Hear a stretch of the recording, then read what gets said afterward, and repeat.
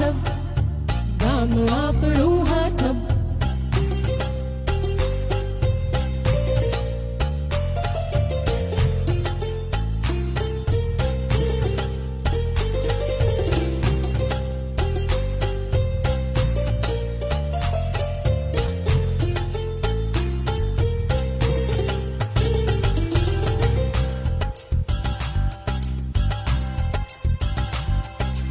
પડઘલિયાના શિવલિંગે તો સાચના પરચા પૂર્યા, પડઘલિયાના શિવલિંગે તો સાચના પરચા પૂર્યા.